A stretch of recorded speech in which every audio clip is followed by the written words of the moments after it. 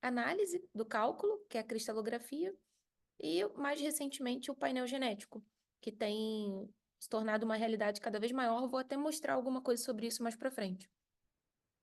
E conforme eu disse, né, a gente sabe que a nefrolitíase é uma condição super heterogênea, que os cálculos de oxalato de cálcio, sim, continuam sendo os mais comuns, mas que, por exemplo, os cálculos de ácido úrico, dada a epidemia de obesidade, síndrome metabólica, têm aumentado cada vez mais, hoje contribuindo com pelo menos 18% dos pacientes com litíase são formadores de cálculos de ácido úrico.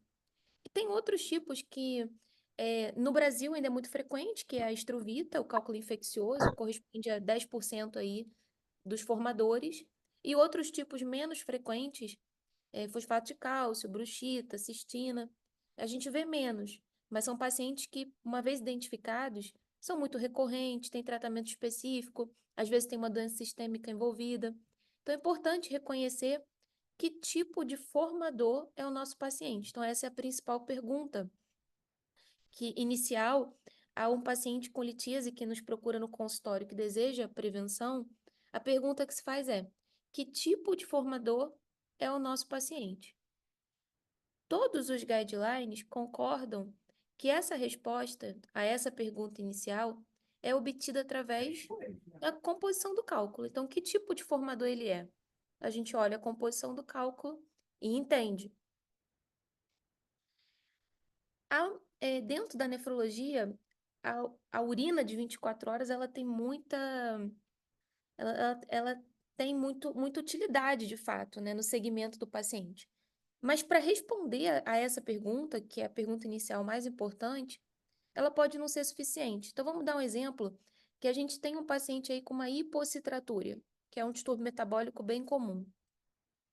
Todos esses tipos de cálculo renal aqui podem cursar com hipocitratúria. Cálculo de bruxita, de oxalato de cálcio, um cálculo de ácido úrico, um indivíduo que não está com uma alimentação muito equilibrada, pobre em frutas e legumes.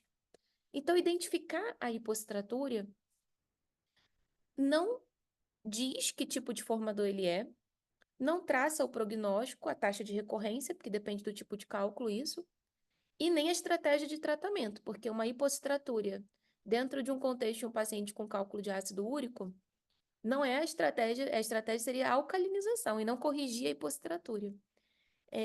Assim como o tratamento da hipocitratúria num paciente com cálculo de bruxita envolve corrigir a hipocitratúria dentre outras coisas a serem feitas.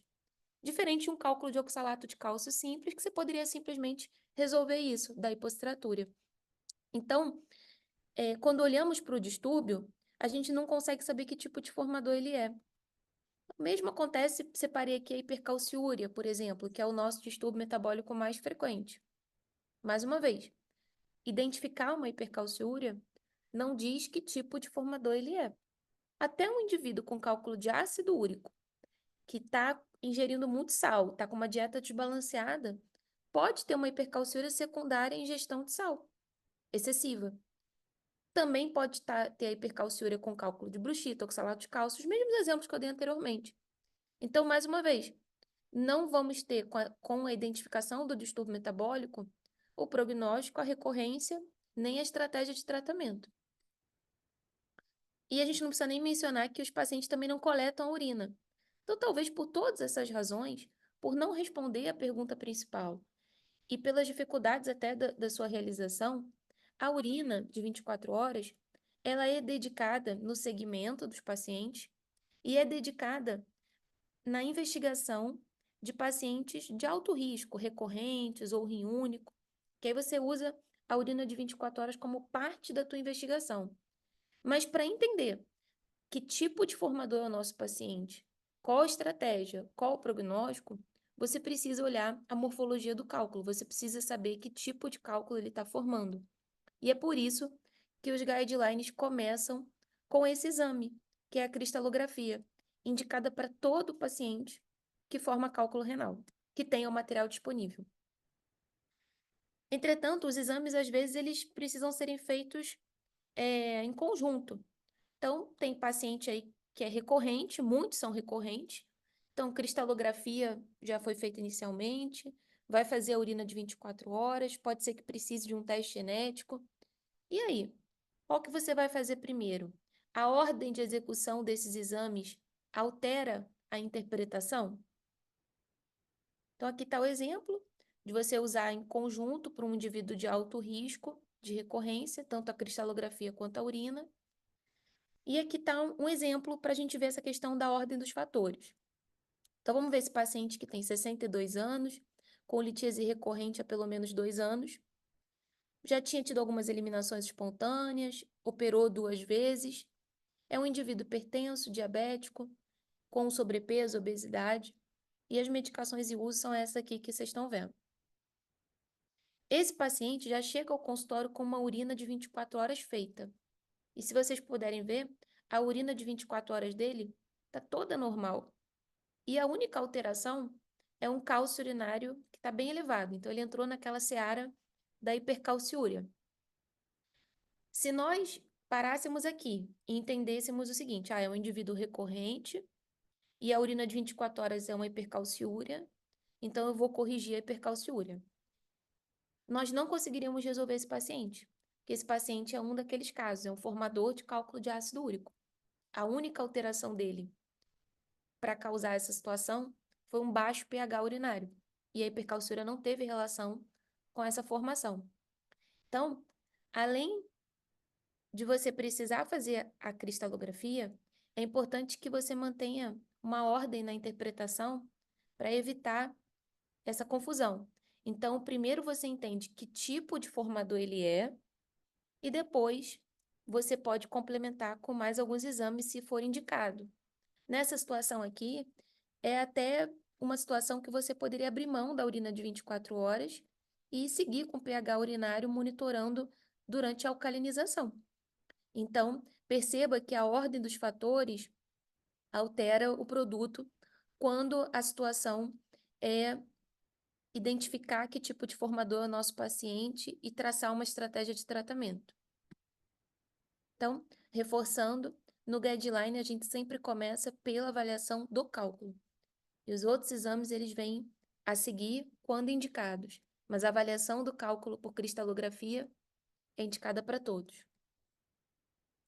Além disso, a cristalografia também ajuda a não cairmos na força do hábito, né?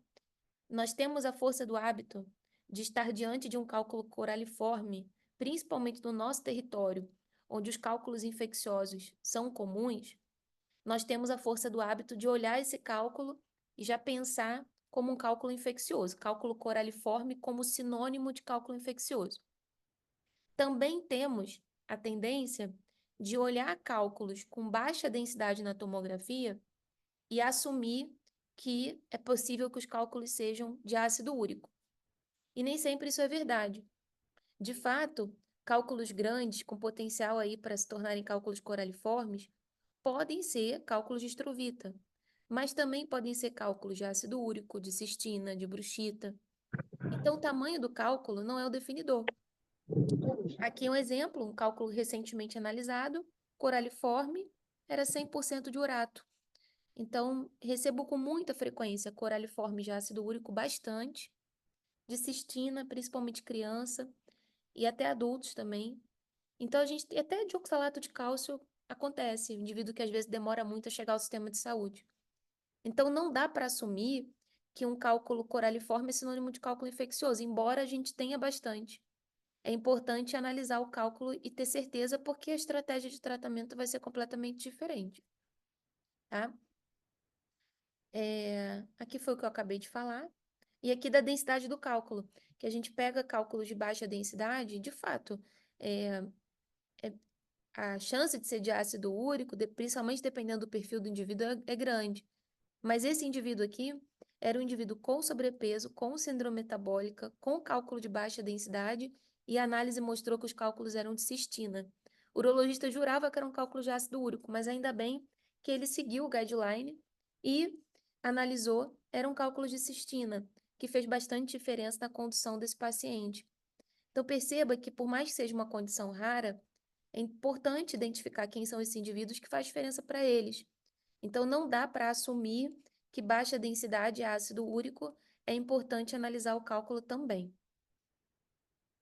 E o painel genético, né, que é algo que chegou, né, na nossa realidade, principalmente na medicina privada, já que não é um exame ainda disponível no SUS e nem coberto pelos planos na data de hoje. Então, é um exame que fica mais para o paciente particular mesmo, quando pode fazer. E é, a ideia é que a gente possa selecionar os pacientes que de fato precisam fazer o painel genético e não pedir esse exame sem um filtro.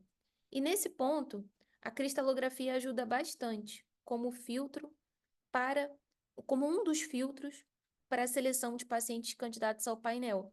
Então, ela também vai te ajudar nesse sentido. Hoje, dentro da área de litíase, a gente está vivendo um momento que é o chamado estreitamento do gap. Vários estudos mostraram, e a nossa vida no consultório mostra, que a influência genética em litíase é muito importante. A gente pergunta para os nossos pacientes, eles têm familiares acometidos com litíase, isso é uma resposta muito frequentemente positiva. E estudos com gêmeos homozigóticos mostraram um componente genético contribuindo para quase 56% da situação, dessa condição. Então, a gente deveria encontrar uma explicação genética para mais da metade dos nossos pacientes. Mas na prática, a gente não encontra. A gente encontra casos genéticos como casos mais anedóticos, casos de cistina, casos mais raros.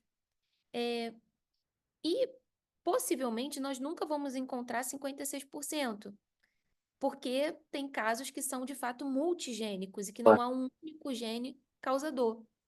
Entretanto, esse estreitamento ele vem acontecendo porque dentro dos casos monogênicos, com um único gene, né, responsável pela situação, variantes que antes eram consideradas não patogênicas, hoje são consideradas patogênicas.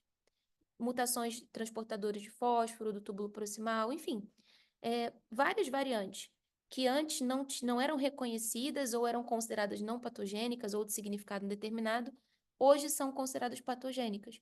Então, esse gap, essa falta de explicação genética para uma parte dos casos de litíase, está melhorando. Então, é importante que a gente incorpore esse conhecimento. E para a gente incorporar esse conhecimento, a gente precisa selecionar bem o paciente para o teste genético, né? Senão nós estaremos oferecendo um teste genético para 10% da população, já que litíase é uma condição muito frequente. E a cristalografia ajuda nisso. Eu vou mostrar um caso. Esse caso é um paciente de 36 anos, paciente sexo masculino, com litíase recorrente. O primeiro episódio foi aos 16 anos e informou que tem histórico familiar positivo. O pai dele também sofria com litíase. Não tinha um paciente jovem, não tinha nenhuma comorbidade, não usava nenhuma medicação, e já tinha usado empiricamente, por ele ser médico, ele já tinha usado por conta própria, ele tinha tentado clortalidona, depois ele tentou um período que ele usou indapamida, mas não sentiu diferença, não fez um segmento muito claro disso.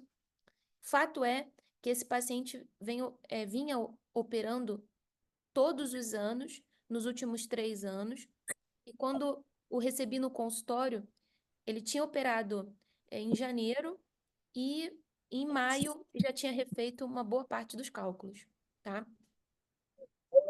Tinha material para análise.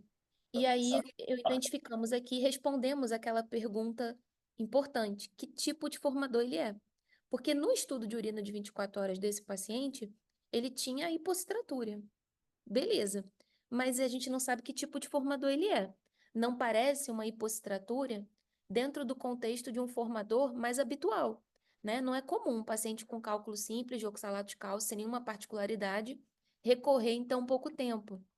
Então, trazendo para a nossa realidade, nós vimos que sim, ele era um formador de cálculo de bruxita e, portanto, uma situação menos comum, mas que justifica a intensidade dos fatos. Então, em 2024, a gente pode dizer, olha, ele é um formador de cálculo de bruxita, que tem hipocitratura na urina de 24 horas, e possivelmente uma hipercalciúria intermitente, eu já vou mostrar por quê. E que iniciou esse quadro com 16 anos de idade. Então, uma cristalografia suspeita e uma idade de início muito precoce. São 2 filtros para um painel genético, que foi o que foi solicitado. Então, são painéis que geralmente envolvem cerca de 40 genes, que costumam ser aplicados para pacientes com litíase, que às vezes tem nefrocalcinose junto, vale a pena fazer. Pacientes com litíase Vice, o senhor é a nossa bandeira. de início muito precoce, Você já cristalografia suspeita ou uma urina de 24 horas suspeita com oxalato muito elevado. Então, esse é um painel que é disponível na rede privada, que foi o que o paciente fez, e identificou uma mutação. Exatamente uma mutação dentro daquele critério lá do gap nosso que está estreitando. Essa mutação, que é uma mutação no transportador de fósforo do túbulo proximal, há menos de 10 anos atrás, só era considerada patogênica, só era considerada causadora de doença nos indivíduos que eram homozigotos, né, que tinham a forma, considerados a forma recessiva de raquitismo hipofosfatêmico, e os indivíduos heterozigotos eram considerados só carreadores desse gene, não eram considerados indivíduos que teriam algum problema de saúde. E aí, com o passar do tempo, percebeu que esses indivíduos que eram os heterozigotos, que a princípio eram considerados não doentes, eram indivíduos que sofriam muito com nefrolitise, alguns com nefrolitise e nefrocalcinose, e que essa mutação no transportador de fósforo do túbulo proximal, ainda que ele fosse heterozigoto para ela, tinha repercussão. E a explicação para isso é que ele passa a ter uma fosfatura importante, essa fosfatura leva a uma ativação da vitamina D na sua forma ativa, e isso uma hipercalciúria absortiva, muitas vezes intermitente, que é o caso desse paciente.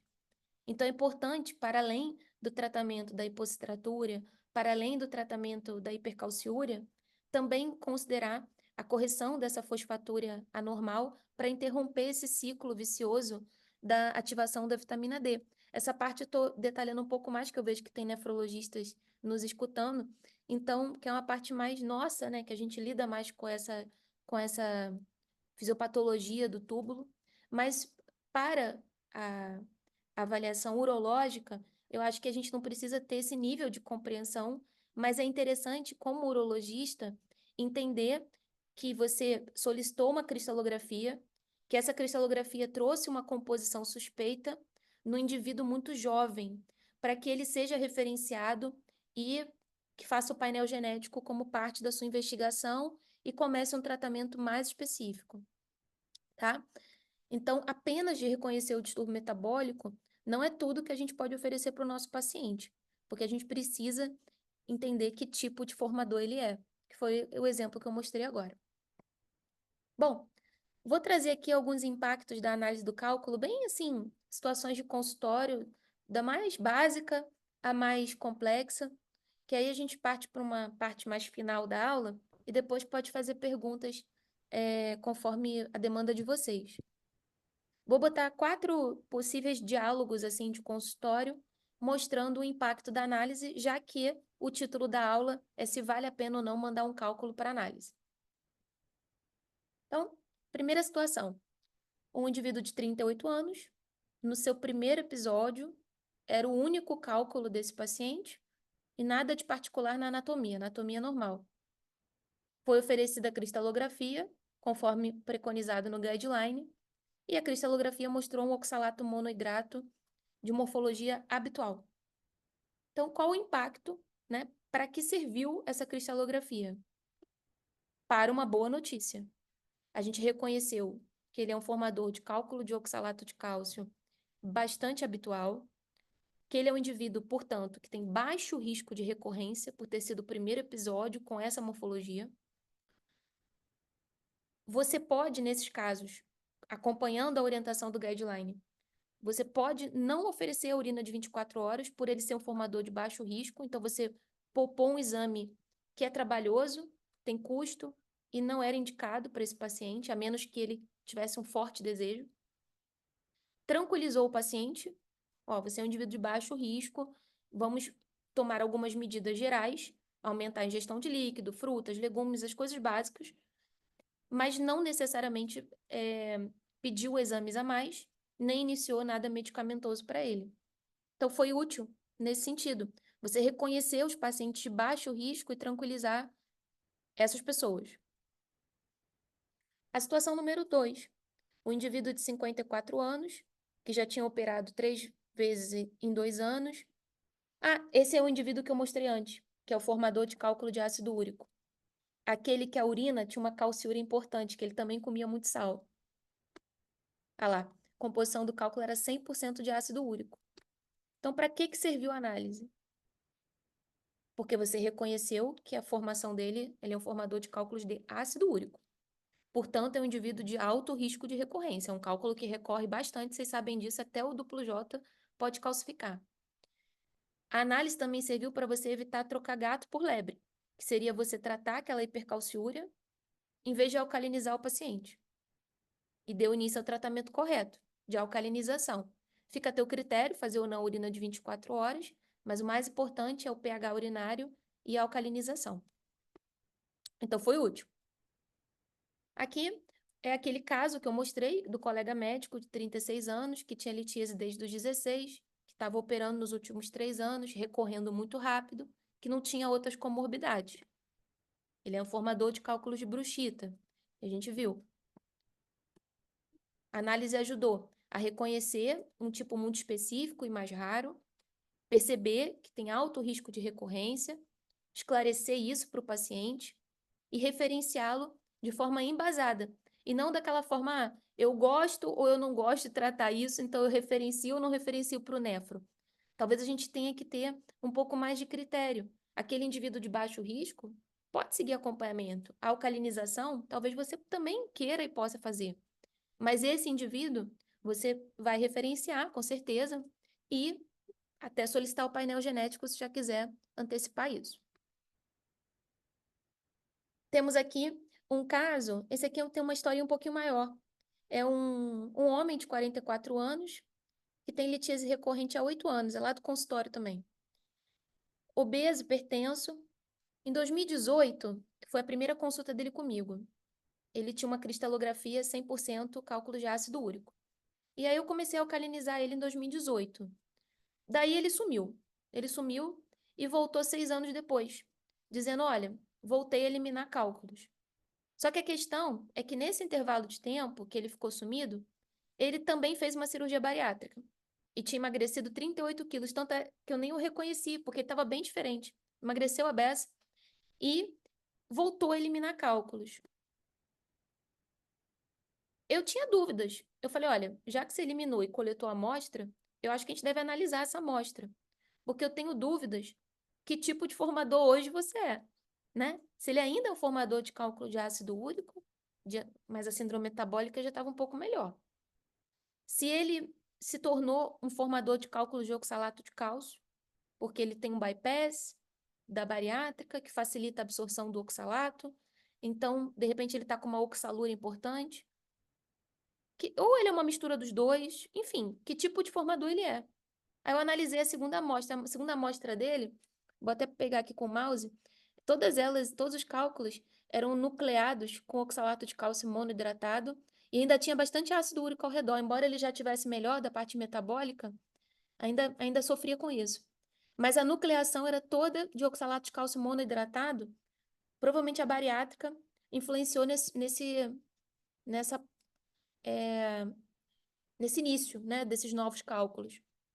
Então, nesse caso, a análise foi importante para reconhecer o tipo de formador atual, porque ele mudou, ele é uma pessoa que mudou bastante fisicamente, então a gente precisa entender que tipo de formador ele é hoje. Percebeu que ele continua sendo um paciente de alto risco de recorrência, mas por motivos distintos, porque ele precisa alcalinizar, mas ele também precisa amenizar esse excesso de oxalato que está sendo absorvido e nucleando esses cálculos. Então, ajudou a oferecer um tratamento mais personalizado e específico para o que estava acontecendo com ele em 2024. Então, por essas razões é que há inúmeras publicações, né, que vocês encontram ressaltando a importância de confiar na morfologia do cálculo, aproveitar essa informação, tanto para identificar um indivíduo de muito baixo risco, quanto para identificar situações mais atípicas e filtrá-las para exames mais detalhados, como a painel, a própria urina. Então, minha mensagem final, acho que eu consegui em pouco menos de 30 minutos, é que determinar a composição do cálculo por cristalografia define que tipo de formador é o nosso paciente, responde essa pergunta. E isso é o passo 1 de qualquer decisão que venha a seguir. E por isso que é importante que seja feito. Muito obrigada. Esse é o Instagram e acho que foi isso. Vou sair aqui do compartilhamento. Tamara, muito obrigado. É sempre uma honra, né, ter você aqui. Mais uma vez, agradecer em público o seu tempo. Seu tempo, eu sei o quanto é precioso para você e para todos nós também.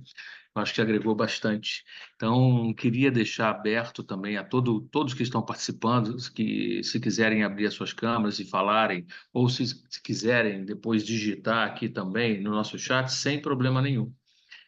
E, Tamara, já temos uma pergunta aqui do Fernando, desculpa, do Anderson. Ele falando que qual seria a prática clínica de alcalinização da urina no paciente? Há variações de dose ou se faz o mesmo para todos os pacientes ou não? Ou isso tem mudado nesses últimos tempos? Quem dera que a gente tivesse uma dose padrão, porque isso aí é bem difícil. A gente tem que acertar para cada paciente a dose, porque depende do que ele come, do que ele vai melhorar da alimentação, e como que ele vai responder à terapia alcalinizante, com litocite, com bicarbonato junto ou não. Enfim, então não tem uma dose padrão e você tem que ir olhando para o pH da urina. Eu sempre dou fita de pH urinário para os meus pacientes, para eles monitorarem em casa. Fita de alta definição de pH, não é fita de sumário de urina, 6, 6,5, 7. Uma fita que a escala... Eu posso até mostrar, eu tenho aqui em casa, eu posso mostrar, se for da curiosidade, vocês avisam que eu pego aqui e mostro. Tá, no dia a dia, você acaba lançando mão de quais medicações, o perfil do paciente de uma forma geral, assim, né? Ajuda?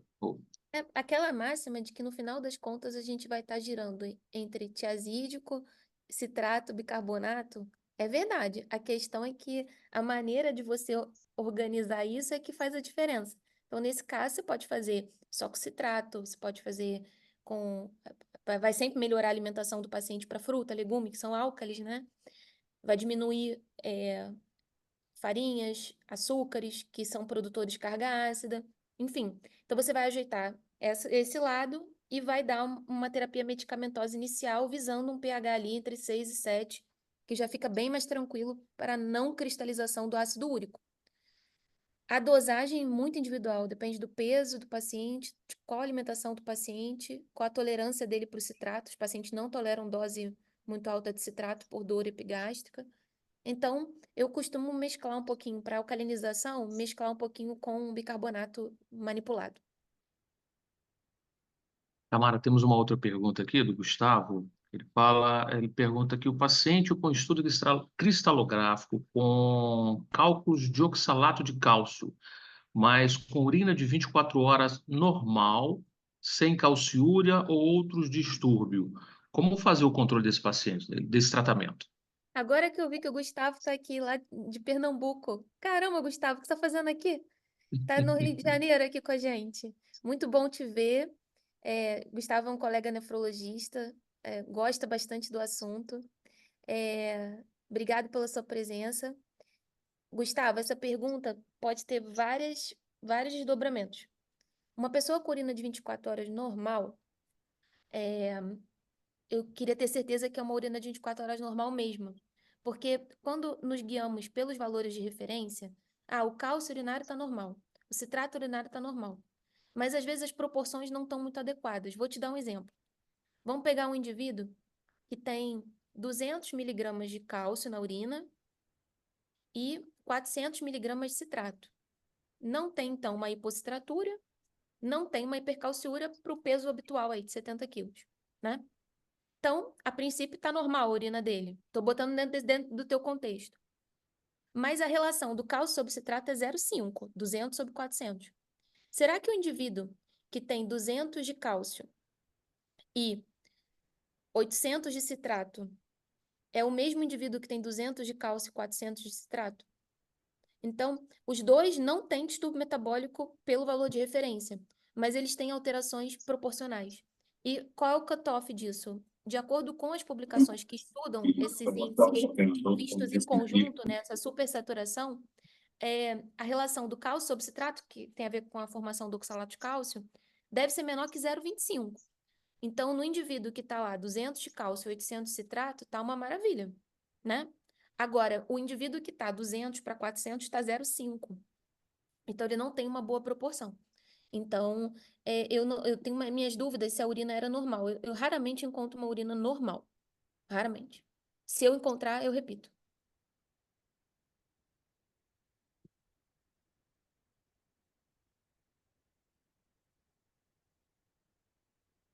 Ele falou aqui que o Tamara, que foi convidado pelo Dr. Edson, e estava aqui também, o Dr. Edson está aí, nosso professor lá da UESC, queridíssimo, né? E aí ele está aqui Nossa, doutor comparecendo com a Edson, que gente também. legal. Que legal. Muito bom ter todos aqui. Uma pergunta do ponto de vista de um cirurgião que não entende absolutamente nada disso, brincadeira.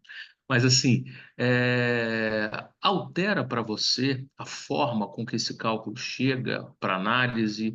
Por exemplo, no pós-operatório a gente retira armazenamento, condições de armazenamento, de transporte, fragmentá-lo demais ou não, aquele fragmento que às vezes a gente retira de uma uretero a laser, que a gente fragmenta muito e tal, ou que a gente retira fragmentos maiores, altera na análise, isso muda alguma coisa? Qual seria o cálculo ideal para você receber? A gente sabe que seria o cálculo inteiro, né? Mas eu não vou fazer uma nefrolita anatrófica em todo mundo para te mandar o cálculo inteiro. Mas qual seria o produto ideal que você gostaria de receber na sua mão para que você possa nos dar as melhores informações para que a gente possa estratificar esse paciente e saber como conduzi-lo no pós-operatório? Sim. Perceba que o paciente formador de cálculo de ácido úrico, com 1 milímetro, com o ácido úrico ali detectado, o tratamento estava na mão. É óbvio que o cálculo íntegro te ajuda a perceber a nucleação, te dá mais informação. Mas a fragmentação, ela também é útil, principalmente quando os fragmentos vão vários juntos, porque você pode fazer, como eu faço bastante isso, às vezes eu estou olhando o fragmento, eu sei exatamente como que estava antes. Assim, eu consigo montar o quebra-cabeça na minha, entender que estava enclavado na papila, enfim. Quando eu comecei a estudar isso na França, o professor, as amostras fragmentadas, eu aqui no Brasil colocava como fragmentado. E às vezes eu chegava lá e ele falava, não, isso aqui é da papila, isso aqui é do... Eu falei, mas professor, como é que o senhor sabe se está fragmentada? Ele, dá para saber. E com o tempo eu percebi que dava mesmo, porque a maneira onde estão os raios, a organização, os raios de crescimento, para onde eles estão alinhados, então, assim, uma coisa que é muito específica de quem faz a cristalografia, mas tudo isso para dizer que o fragmento tem valor e que fragmentos a partir de 1 milímetro devem ser analisados. Se eles forem antigos, não muda nada. Se tipo, o paciente tiver guardado há 1000 anos, não vai acontecer absolutamente nada. Ele pode analisar um cálculo antigo e, de preferência, num pote seco. Mas se também tiver num pote com líquido, vai chegar lá e eu vou fazer a secagem. Só isso. Então, muito difícil não ter amostra. Tamara, eu acho que a gente está combinando. Tem uma pergunta, acho que é Yaga, se eu estiver errado, me corrija. Ela fala exatamente sobre isso. Existe um período desde a expulsão do cálculo para o envio para análise? Graças a Deus, não. Não tem data de validade. Isso facilita, porque as pessoas, se fosse uma biópsia, tinha horas para chegar, né? E nesse caso, não. O paciente pode postar o cálculo com tranquilidade, de onde que ele tiver. Não está disponível hoje, de posta na semana que vem. Posta mês que vem. Não vai mudar nada. Anos? Anos. Principalmente aquela pessoa que não sabia que isso era possível. Aí ficava guardando os cálculos em casa. Aí na consulta com a urologista fala assim: ah, que eu fiquei sabendo que agora é melhor fazer e tal e tal. E aqueles cálculos? Pode mandar junto, tá? E eu, inclusive, tenho o hábito de cobrar uma única análise. Hoje chegou um cálculo não. Hoje chegou um paciente que mandou 9 potes. Ele foi cobrado uma análise, porque eu estimulo a pessoa a mandar tudo, e não que ela fique assim, ou botando tudo no mesmo pote, ou fazendo maneiras para os pacientes. A questão financeira é importante para gente, para quase todos nós. Então, eu tento uniformizar na cobrança de uma única análise, mesmo que ele mande cálculos anteriores, porque eu gostaria de ver e comparar e ver se o padrão mudou, porque isso pode ajudar o médico que está acompanhando. Tamara, temos uma outra pergunta aqui da Cristiane. Como você trata pacientes com hiperfosfatúria? Olha, depende, porque qual o motivo? Se é uma hiperfosfatúria no indivíduo com hiperpara primário, se é uma hiperfosfatúria, depende do contexto. Naquela situação pontual que eu mostrei, que o paciente tinha uma fosfatúria induzida por ser heterozigoto de uma mutação do transportador do túbulo proximal, você pode repor fosfato por via oral, né, solução de Joly, para minimizar a hipofosfatemia e, com isso, minimizar a ativação da vitamina D que gera a hipercalciúria absortiva, naquela situação específica. Mas isso tem que ser feito com cuidado, porque pode intensificar a nefrocalcinose desse paciente. Então, para aquela situação específica, tem essa possibilidade, mas que tem que ser avaliado cuidadosamente. Para outras causas de hiperfosfatura, depende.